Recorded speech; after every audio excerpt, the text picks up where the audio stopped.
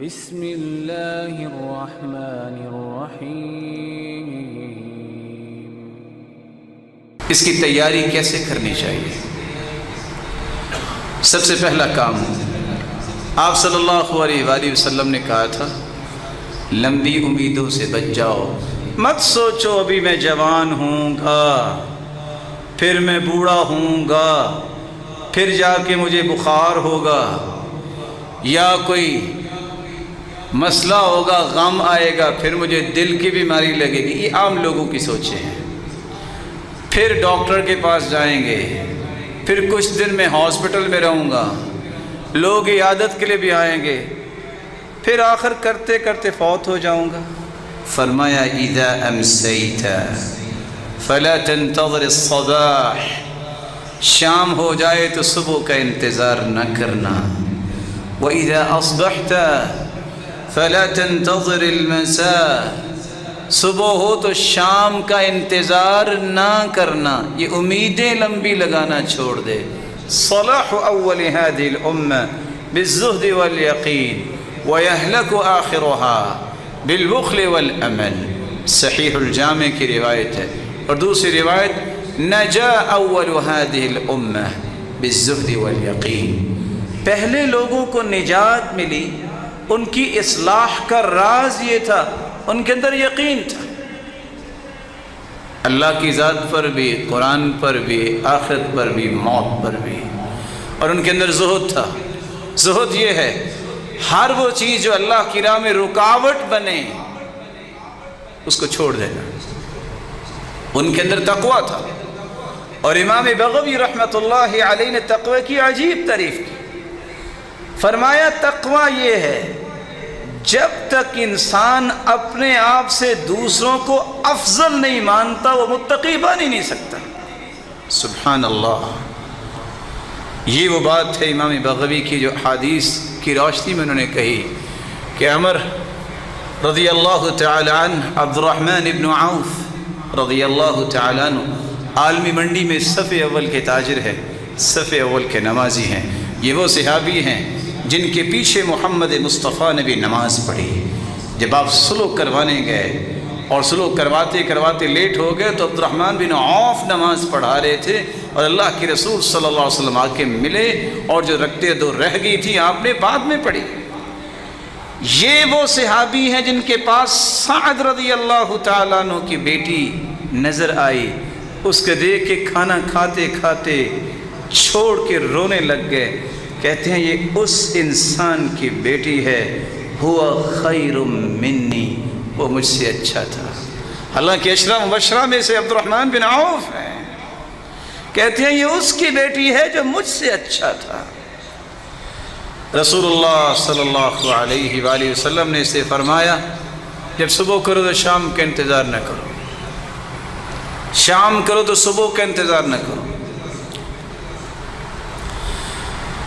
لمبی امیدیں یہ امت کے آخری لوگوں کو ہلاک کر دیں گی، اور بخل ہلاک کر دے گا۔ بخل کا معنی صرف یہ نہیں ہے کہ آپ مال نہیں خرچ کرتے، اپنی صلاحیت، اپنی صحیح رہنمائی اور مشورہ، اپنا وقت، اپنی ہر وہ صلاحیت جس سے آپ امت کو نفع دے سکتے ہیں اس کو خرچ کرنے میں بخل کرنا، یا اپنے بناوٹی اصول کشید کر کے اس کے مطابق صلاحیتوں کو لگانا، یہ وہ بخل ہے۔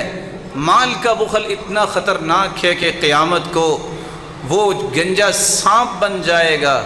یہ صلاحیتیں جو اللہ نے عطا کی ہیں جس سے آپ امت کو قائم کرنا اور اس کو کھڑا کرنے کا کردار ادا کر سکتے ہیں، اتحاد و اتفاق اور یگانگت کے ساتھ۔ اگر اس میں بھی بخل ہوا تو یہ سزائیں بھی کل قیامت کو تیار ہوں گی۔ کیا کمال کا فکر تھا ابن القیم رحمۃ اللہ علیہ کا، وہ کہا کرتے تھے مال کا بخل جو ہے وہ تو وہ کر سکتے ہیں جن کے پاس مال ہو، لیکن مال امیروں کے پاس ہوتا ہے۔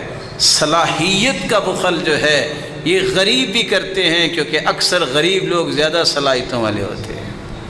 اور جتنا بھی دیکھا گیا ہے کہ بڑے بڑے کام ان لوگوں نے کیے ہیں جو پیسے کے پیچھے نہیں گئے۔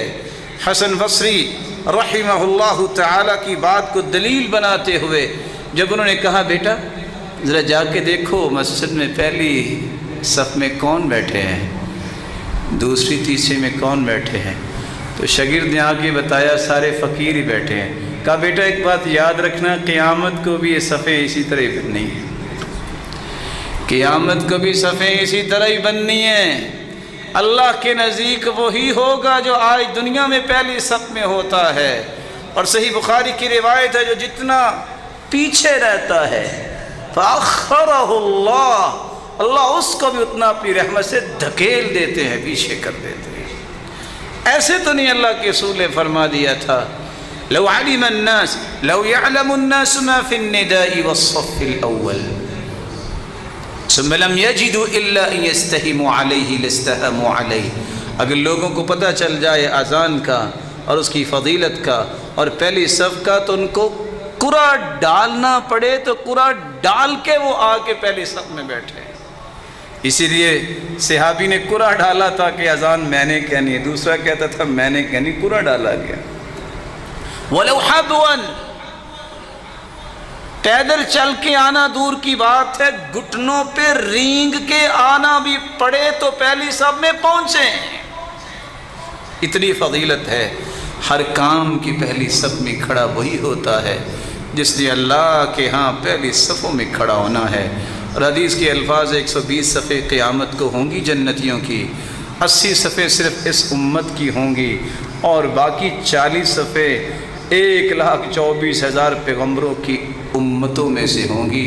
یہ بھی ایک بہت بڑا اعزاز ہے اس امت کا کہ اس امت سے جنتی ان کی 80 صفیں ہوں گی اور 40 صفیں باقی تمام امتوں کی ہوں گی۔ رسول اکرم صلی اللہ علیہ وآلہ وسلم نے موت کی تیاری کا دوسرا طریقہ بیان کیا ہے۔ یا من بدنیاہ اشتغل وقد غرک طول العمل الموت یأتی بغتة والقبر صندوق العمل۔ یا من بدنیاہ اشتغل، اے دنیا میں اپنے سر مارنے والے، ملے گا کچھ نہیں ہے۔ تم نماز پڑھ لو، روزہ رکھ لو، تمہاری دنیا بھی دین بن جائے گی۔ تم اللہ کی مرضی کے مطابق دنیا کے بھی معاملات کر لو تو وہ دنیا نہیں رہتی، وہ بھی دین بن جائے گا۔ مرضی اپنی نہیں، رب کی مرضی کے مطابق آ جاؤ گے، تمہارا شاپ پہ بیٹھنا، پھٹے پہ بیٹھنا، کسی آفس میں بیٹھنا بھی عبادت بن جائے گا۔ الموت یأتی بغتہ، موت اچانک آتی ہے۔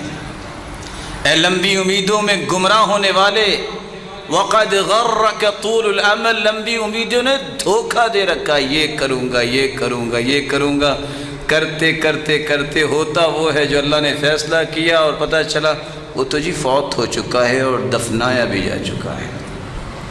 مت لمبی امیدوں کے پیچھے لگو، بلکہ ہر وقت گناہوں سے توبہ کی جائے۔ رسول اللہ صلی اللہ علیہ وسلم نے فرمایا تھا ان للتوبۃ بابا عرض ما بین مصراعی ما بین المشرق والمغرب لا يغلق حتى تطلع الشمس من مغربها۔ توبہ کا دروازہ کھلا ہے، کسی وقت بھی ہو سکتی ہے، کوئی وقت مقرر نہیں ہے، قیامت تک یہ کھلا رہے گا۔ اور اتنا بڑا دروازہ جتنا مشرق و مغرب کا فاصلہ ہے، اتنا بڑا یہ توبہ کا دروازہ ہے۔ یہ اس دن بند ہوگا جس دن قیامت ہوگی۔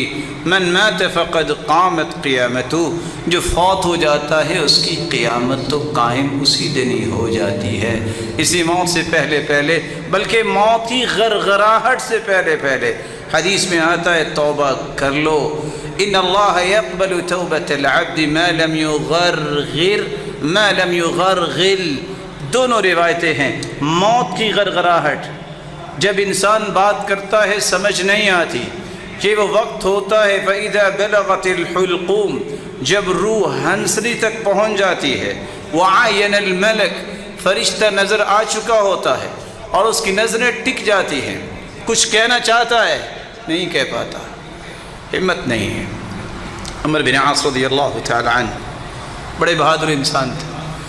کہا مجھے تعجب ہوتا ہے ان لوگوں پہ جو دیکھ رہے ہوتے ہیں، جو بات کر رہے ہوتے ہیں، موت آ جاتی ہے تو کم از کم بتا ہی دے کیا ہو رہا ہے، موت کی تکلیفیں کیسی ہے، لیکن بتاتے نہیں۔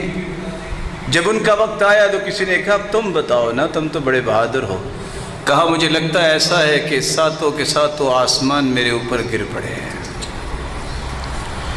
مجھے ایسے ہی لگ رہا ہے کہ ساتوں کے ساتوں آسمان میرے اوپر گر پڑے ہیں۔ آپ سوچ سکتے ہو کہ جس کے اوپر آسمان گر پڑے اور اتنا بڑا آسمان، اس پہ کیا بیتتی ہوگی۔ تیسرا کام، موت کی تیاری وہ کر سکتا ہے۔ اللہ کے رسول نے فرمایا جہاں تمہیں زندگی کو غنیمت جاننا ہے اور لمبی امیدوں کے پیچھے نہیں پڑنا بلکہ اپنی زندگی کے لمحات کو استعمال کرنا ہے، وہاں تمہیں موت کی یاد بھی دلائے گی۔ جنازے پڑھو گے، قبرستان میں جاؤ گے کسی کو دفنانے، قبروں کی زیارت پہ جاؤ گے کہ ہمیں سبق ملے، کبھی قبرستان کا چکر لگا دیکھنا۔ کچھ لوگوں کے یہ جھگڑے کہ بس یہ ہوا وہ ہوا، آپ قبرستان میں چکر لگائیں، کوئی جھگڑا نہیں ہے، کوئی اونچی آواز سے نہیں بولتا۔ تھے بڑے بڑے جابر، لیکن ان کی یہ جابری کو اس جبروتیت والے نے اس طرح توڑ دیا کہ مٹی میں مٹی ہو چکے ہیں۔ اس لیے کبھی قبرستان کا چکر بھی لگانا چاہیے۔ کیا ملتا ہے؟ فَإِنَّهَا تُذَكِّرُ الْآخِرَةَ۔ مسلمانوں، میں نے تمہیں پہلے قبروں کی زیارت سے منع کیا تھا، قبرستان نہ جانا ابتدائی اسلام میں، بعد میں اجازت دی تو 5 کاموں کے لیے کہا، اس لیے جاؤ تذکر الآخرہ، تمہیں آخرت یاد کروائے گی۔ جامع ترمذی کی روایت ہے 1053۔ دوسرا، تم جب قبرستان کا چکر لگاؤ گے تو ہوگا کیا؟ ترق القلب، جب تم قبریں دیکھو گے اچھا یہ بھی تھا یہ بھی تھا، تمہارے دل نرم ہوں گے۔ تیسرا کام، تدمع العین، تمہاری آنکھوں سے آنسو آ جائیں گے اور تمہاری آنکھوں کو سمجھ آئے گی کہ ہاں یہ رونا جو ہے اس بات پہ دلیل ہوگا کہ تمہارا دل ڈر گیا ہے۔ اور چوتھی بات، وَلَا تَقُولُوا هُجْرًا، غلط بات نہ وہاں کہنا۔ اور اگلی روایت کے الفاظ ہیں وَلَا تَقُولُوا مَا يُسْخِطُ الرَّبِّ، ایسی ہر بات سے بچ جانا جس سے رب کی ناراضگی ہو۔ اور بعض آثار میں جس میں علماء نے کلام بھی کی ہے، تُزَهِدُ الدُّنْيَا، انسان کی دنیا کی رغبت دور کرتی ہے۔ لیکن یہ تو وہ قبریں ہوں گی نا جو سنت کے مطابق کچی قبریں بنی ہوں، کس طرح کھائیاں نظر آئیں تو وہاں آخرت یاد بھی آتی ہے، اپنا آپ بھی یاد آتا ہے میں نے بھی یہاں اس طرح کی جگہ پہ آنا ہے، وہاں رونا بھی آتا ہے۔ اور جہاں قیامت کی نشانی کا ظہور ہو چکا ہو، حدیث میں آتا ہے لا تقوم الساعة حتى تضطرب آلیات نساء دوس، دوس قبیلے کی عورتیں رقص کریں گی، اس وقت تک قیامت نہیں آئے گی۔ اور کہاں کریں گی؟ حول ذی الخلصہ، ذو الخلصہ بت جو بنا ہوا ہے اس کے پاس رقص کریں گی۔ آج بڑے بڑے قبے اور بڑے بڑے دربار اور وہاں رقص بھی ہوتا ہے، شاید کہ گھروں میں اتنا مہنگا پتھر لگانا نصیب نہیں ہوتا، جہاں شریعت کی مخالفت کرتے ہوئے وہاں پتھر لگائے جاتے ہیں، وہاں کیسے موت یاد آتی ہے، وہاں کیسے آنسو آتے ہیں، وہاں کیسے آخرت یاد آئے گی؟ وہاں تو ایسا سلسلہ نہیں ہو سکتا، وہ تو کھائیاں نظر آئیں گی۔ نہا رسول اللہ صلی اللہ علیہ وسلم ان تجسس القبور وان یبنى علیها وان یکتب علیها وان توطأ، اللہ کے رسول نے پختہ قبر بنانے سے بھی منع کیا، اس کے اوپر بلڈنگ بنانا، اس کے اوپر تعمیر کرنا، کوئی دربار کی شکل اس طرح کی کوئی بھی ایسی شکل دینا، اس سے بھی منع کیا ہے۔ کتبے لکھ لکھ کے لگانا، اس سے بھی منع کیا ہے۔ اور قبروں کی بے حرمتی سے بھی منع کیا ہے کہ انسان بھی چڑھا پھرے اور جانوروں کو بھی چھوڑ دے، پرواہ نہ کرے، قبروں کی حرمتی سے بھی منع کیا۔ چوتھا طریقہ جس سے موت کی تیاری ہوگی، اس موت کو یاد کیا جائے۔ اکثروا ذکر ہادم اللذات کثرت سے موت یاد ہو، دل میں یہ خیال آئے نہ جانے کب دنیا سے چلے جانا۔ فما ذکرہ عبد قط، ابن حبان کی روایت 2982، جس بندے نے موت کو یاد کیا ہوگا کیا؟ ہم موت کو یاد کرتے ہیں، بیمار ہوتے ہیں۔ حدیث کہتی ہے جو موت کو یاد کر لے وَهُوَ فِي ضِيقٍ إِلَّا وَسَّعَهُ عَلَيْهِ، اگر کسی کڑن یا تنگی میں ہے اللہ اس کے دل میں فراخی پیدا کر دیتے ہیں۔ موت کا خوف کیا، اس کو یہ فکر ہوتی ہے کہ میں پھر جلدی سے تیاری سے چلا جاؤں، اس کی تنگیاں ختم ہوتی ہیں۔ اور یہی وجہ ہے کہ سلف کہا کرتے تھے جو موت کے خوف سے بیمار ہوتا ہے یہ اس کے ایمان کی کمزوری کی علامت ہے، جو موت کے خوف سے تیاری میں لگ جاتا ہے یہ اس کے ایمان کی بلندی کی نشانی ہے، کیونکہ اللہ کے رسول نے فرما دیا وَهُوَ فِي ضِيقٍ إِلَّا وَسَّعَهُ عَلَيْهِ وَلَا ذَكَرَهُ وَهُوَ فِي سَاعَةٍ إِلَّا ضَيَّقَهُ عَلَيْهِ، اگر وہ دنیا میں اس طرح مگن ہے پرواہ اسے کو نہیں، موت کا خوف آ کے اس کو ادھر سے توجہ ہٹا کے وہ دنیا کو تنگی کی طرف لے آتا ہے کہ نہیں جنت میں اس سے بڑی نعمتیں ہیں، مجھے اس کے بارے میں سوچنا چاہیے، دنیا تو گزر ہی جانی ہے۔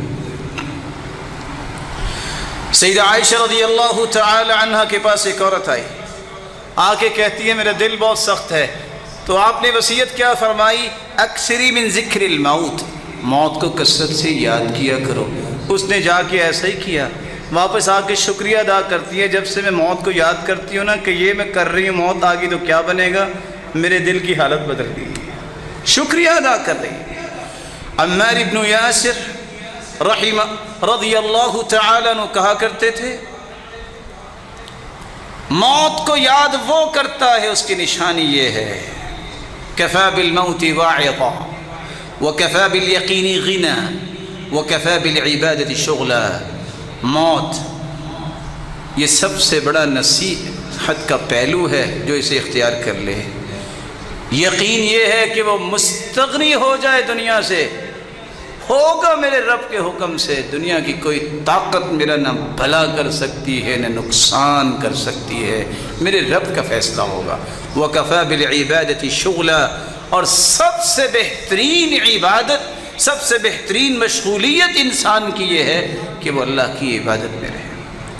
ابو درداء رضی اللہ تعالی عنہ نے یہ بات سمجھائی تھی من اکثر من ذکر الموت قل حسدہ وقل فرحہ، جو کثرت سے موت کو یاد کرتا ہے دو کام ہوتے ہیں، وہ حسد نہیں کر سکتا کسی سے، وہ کسی سے حسد نہیں کرتا، اس کی دنیاوی خوشیاں کوئی معنی نہیں رکھتی، اخروی خوشیاں اس کے دل میں پیدا ہو جاتی ہیں۔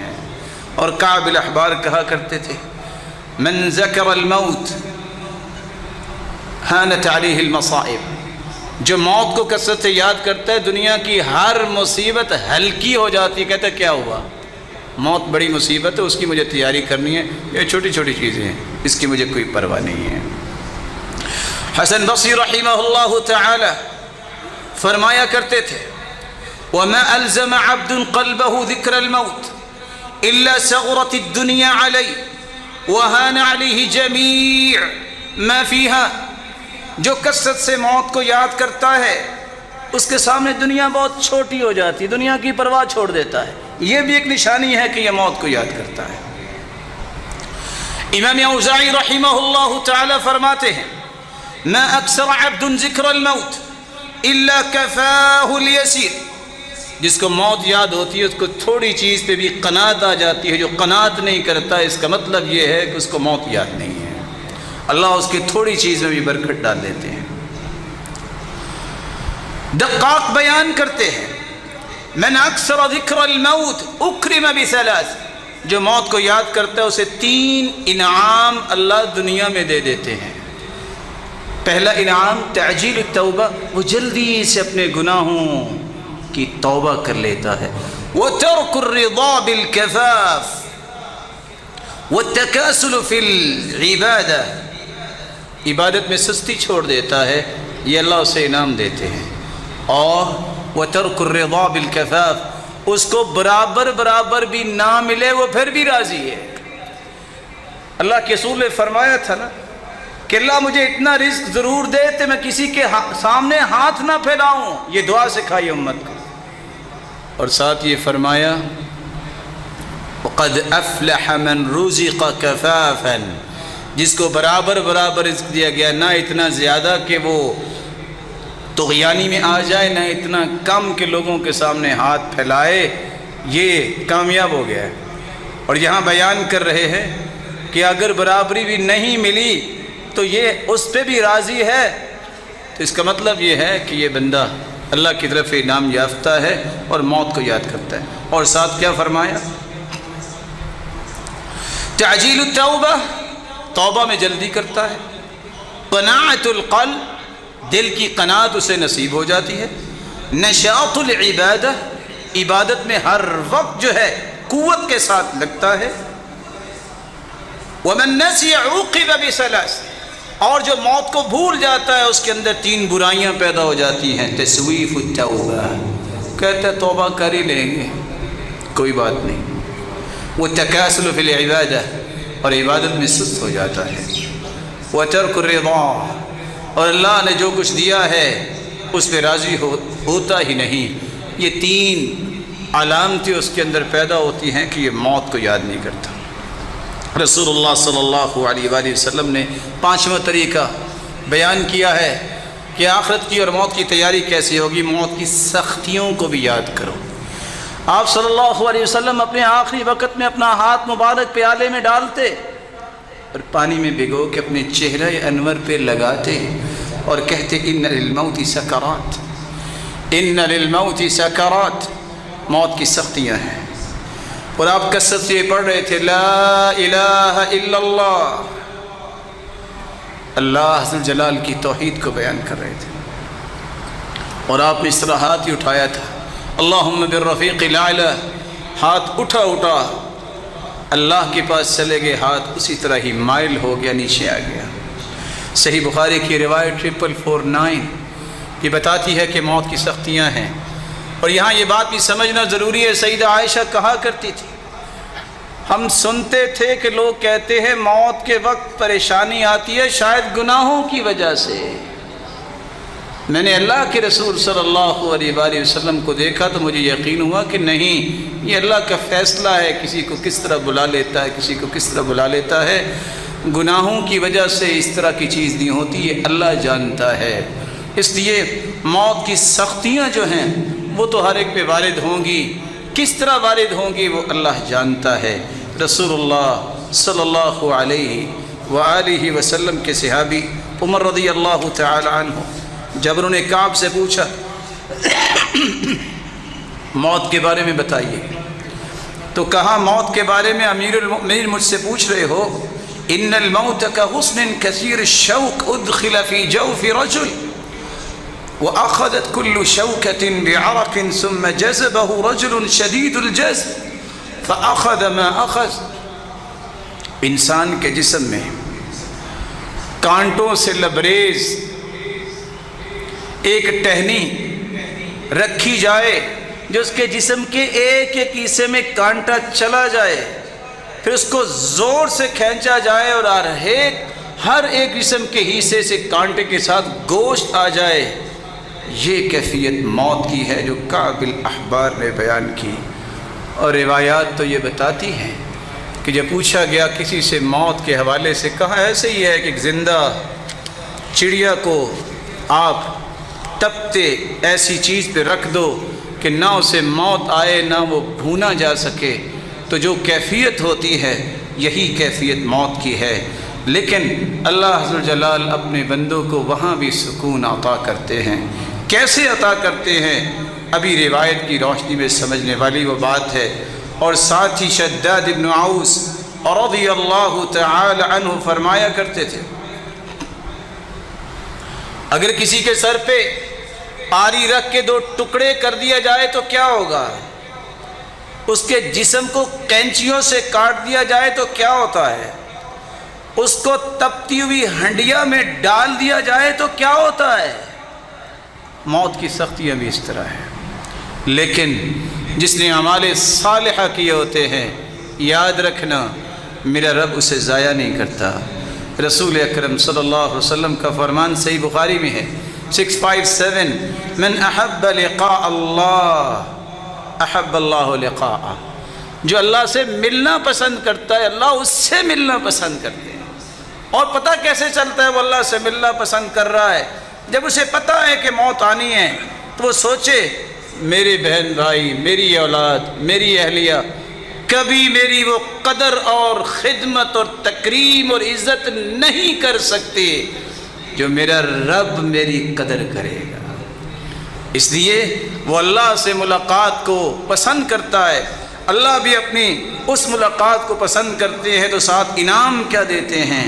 وَلَكِنَّ الْمُؤْمِنِ إِذَا حَضَرَهُ الْمَوْتِ بُشِّرَ بِرِضْوَانِ اللَّهِ وَكَرَامَتِهِ فَلَيْسَ شَيْءٌ أَحَبَّ إِلَيْهِ مِمَّا أَمَامَهُ فَأَحَبَّ لِقَاءَ اللَّهِ۔ جب اللہ بندے کو دیکھتے ہیں کہ مجھے ملنا پسند کر رہا ہے، اللہ خصوصی فرشتے کے ذریعے اسے بشارت دے دیتے ہیں، خوش ہو جاؤ بندے، تم میرے انعامات کی طرف آ رہے ہو۔ وہ مسکراتا، وہ اللہ کا ذکر کرتا، پھر اللہ کے پاس جاتا ہے۔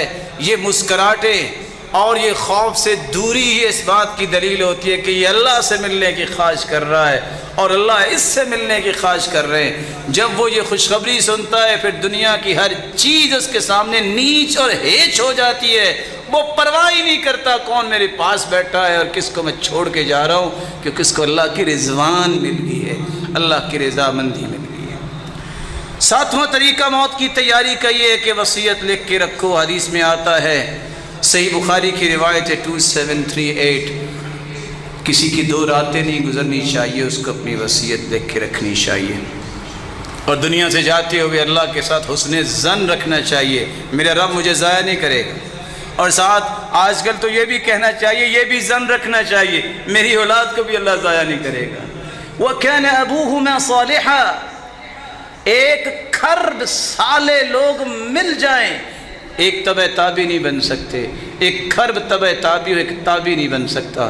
ایک تابی جو ہیں اگر ایک کھرب ہو تو ایک صحابی نہیں بن سکتے۔ ایک کھرب صحابی ہو، حالانکہ اتنے نہیں ہیں، میں سمجھانے کے لیے کہہ رہا ہوں، ایک نبی نہیں بن سکتا۔ وَكَانَ أَبُوهُمَا صَالِحًا، بندہ نیک تھا، اس کی اولاد جب یتیم ہو گئی، یتیم اس کو کہتے ہیں لا یتم بعد الحلم، بلوغت سے پہلے باپ فوت ہو جائے اس کو یتیم کہتے ہیں۔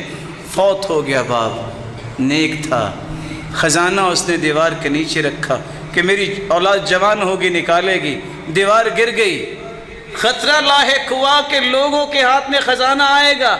اللہ نے 2 پیغمبروں کو آرڈر دیا، جاؤ میرے اس نیک بندے کے بچوں کی حفاظت میں نے کرنی ہے، اس دیوار کو تم کھڑے کرو۔ موسیٰ اور خضر علیہم الصلاۃ والسلام پیغمبروں نے اس نیک بندے کی اولاد کے فیوچر کی حفاظت کے لیے اللہ نے حکم دیا اور دیوار کھڑی کر دی۔ جو بندہ نیک ہوتا ہے تو اللہ تو نبیوں کو لگا دیتے ہیں کہ تم اس میرے بندے کی نیکی کو ضائع نہیں ہونے دینا، اور میں آرڈر کر رہا ہوں کہ تم یہ دیوار بناؤ۔ رسول اللہ صلی اللہ علیہ وسلم نے فرمایا لا یموتن احدکم الا وهو يحسن الظن بالله عز وجل، جب تم میں سے کسی کو موت آئے تو اسے اللہ کے ساتھ اچھا گمان رکھنا چاہیے۔ اس لیے روایت کے الفاظ ہیں وصیت میں ظلم کرنا یہ بہت بڑا جرم ہے، اور نیک سلف صالح کہا کرتے تھے ظلم اس وقت ہوتا ہے جب اس کا گمان یہ ہوتا ہے کہ پتہ نہیں میری اولاد کے ساتھ کیا ہوگا، اس ظلم پہ تیار ہو جاتا ہے۔ اور یہ اللہ نے فطرتاً محبت رکھی ہے اولاد کی، اور جب وہ اللہ پہ یقین کرے گا میرے رب نے مجھے بھی ضائع نہیں کیا، میری اولاد کو بھی ضائع نہیں کرے گا، کبھی وہ وصیت میں ظلم نہیں کرتا۔ اور اسی طرح اس وصیت کی تنفیذ میں بھی اولاد جرم نہیں کرتی جب ان کو یقین ہو جائے کہ اللہ ضائع نہیں کرے گا۔ اللہ ذوالجلال ہمیں ایسا ہی ایمان نصیب فرمائے۔ اور رسول اللہ صلی اللہ علیہ وآلہ وسلم نے فرمایا تھا، 9ویں بات کہ تم موت کی تیاری کیسے کر سکتے ہو؟ کثرت سے لا الہ الا اللہ اپنی زندگی کا معمول بنا لو۔ کیوں؟ لقنوا موتاکم بلا الہ الا اللہ فإن نفس المؤمن تخرج رشحا مومن کی جب موت ہوتی ہے یہ حسن خاتمہ کی نشانی ہے، وہ کلمہ پڑھتا ہے اور اس کی پسینے جو ہے وہ اس کے پیشانی پہ ظاہر ہوتے ہیں، اس کی پیشانی شرابور ہو جاتی ہے۔ اور ایمان اور توحید یہ انسان کی سب سے بڑی قیمتی چیز ہے جس کو وہ اختیار کرتا ہے، یا اس کے ساتھ اللہ کے رسول کی سنت کو لازم پکڑتا ہے، عمل صالح کو اپنی زندگی کا شعار بناتا ہے اور تقوی اختیار کرتا ہے، صدقہ کرنا اس کی عادت ہے اور کثرت سے وہ دعائیں کرتا ہے، اور یہ دعا صبح و شام کرتا ہے۔ اللہ ذوالجلال اس کی موت کی بھی تیاری رکھتے ہیں اور اسے 24 گھنٹے جنت کی ضمانت دیے رکھتے ہیں۔ اور وہ دعا کون سی ہے؟ اللہم انت ربی لا الہ الا انت خلقتنی وانا عبدک وانا علی عہدک ووعدک ما استطعت اعوذ بک من شر ما صنعت ابوء لک بنعمتک علی وابوء بذنبی فاغفر لی فإنہ لا یغفر الذنوب الا انت۔ صبح جو پڑھ لے یقین کے ساتھ شام تک اسے موت آ جائے یہ جنتی ہے، شام کو پڑھ لے صبح تک اسے موت آ جائے وہ جنتی ہے۔ میرے بھائی، جس نے صبح و شام یہ دعا پڑھ لی ہے اس کی ساری دنیا لٹ جائے ہے تو جنتی نا، کیا اس کو باقی رہ جائے گا جنت جب مل جائے گی؟ وہاں تو اللہ نے یہ بھی وعدے کیے ہیں، والذین آمنوا واتبعتهم ذریتهم بایمان الحقنا بهم ذریتهم۔ باپ کا درجہ بلند ہے، اولاد اس طرح پیروی کرتی ہے لیکن درجہ اتنا نہیں پا سکی، باپ ہی اللہ سے سفارش کرے گا، اللہ میری اولاد کو میرے ساتھ لے، اللہ اس کی بات کو مان کے اس کے درجے تک اولاد کو بھی پہنچا دیں گے۔ اگر اولاد نیک ہے، باپ وہاں نہیں پہنچ سکا تو اللہ ان کی بات مان کے ان کے والدین کو بھی اس مقام پر پہنچا دیں گے، باقی کیا بچا ہے؟ اس لیے دنیا کی پریشانیوں سے بڑھ کے اس آخرت کی اور حسن خاتمہ کی پریشانی ہونی چاہیے۔ اللہ ذوالجلال ہمیں ایمان کی خوبصورت کیفیت میں رکھے اور جب بلائے تو اس سے بھی خوبصورت کیفیت میں اپنے پاس بلائے۔ وآخر دعوانا الحمدللہ۔